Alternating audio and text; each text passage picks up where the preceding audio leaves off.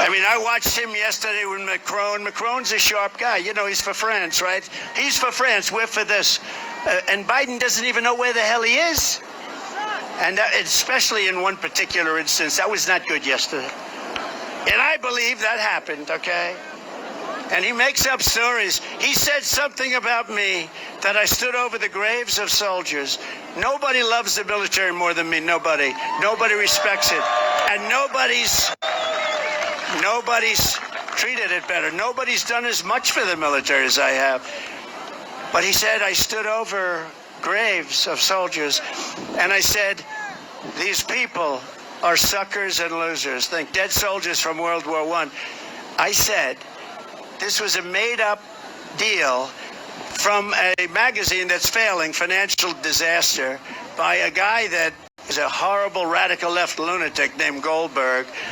They made up a story that I said this, and they put it out, and it's been going around for 3 years. And it's just like Russia, Russia, Russia, Ukraine, Ukraine, Ukraine, 51 intelligence agents, that phony story. Remember, the laptop is from Russia, they said. And they should be prosecuted for what they did. Okay, they should be prosecuted. Let's see what happens. But can you imagine? And now they took an ad using it. They know it's phony. They know it's false. And now they took an ad using it. These are sick people, and I hope the military revolts at the voting booth and just says, we're not going to take it. They can say anything. They're a party of misinformation, disinformation, cheating on elections, open borders, high interest rates, and high taxes. That's all. And you can't get elected like that. So they make up stories, disinformation. A story like that. Think of it from a practical standpoint.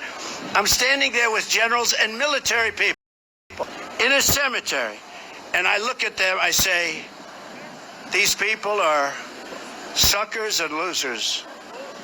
Now, think of it. Unless you're a psycho or a crazy person or a very stupid person, who would say that anyway? But who would say it to military people, with military? Because as President of the United States, I would say if I made that statement, if I have generals here, I would imagine that most of them would end up in a major fistfight with the president, okay? And you know what? I would have said it was okay in that one instance. They made up a story. They just, out of thin air, just like a lot of the fake stories are made up by these people, because they're among the most dishonest people in the country, the fake news. They're dishonest people. So they made up this story, and they go with it like I said it. And you know what? Some people believe it because believe it. You know, they hear it from these people. They believe it. It's a shame. It's a shame you can get away with it. But we have to talk. If we don't talk about it, this happened 3 years ago, and my geniuses said, oh, sir, don't mention it because nobody believes. But it just never goes away. I got to mention it. I don't like mentioning it.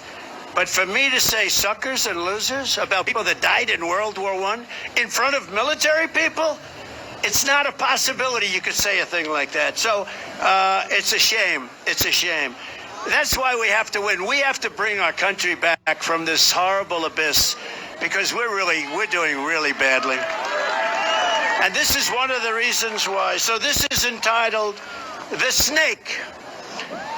On her way to work one morning, down the path along the lake, a tender heart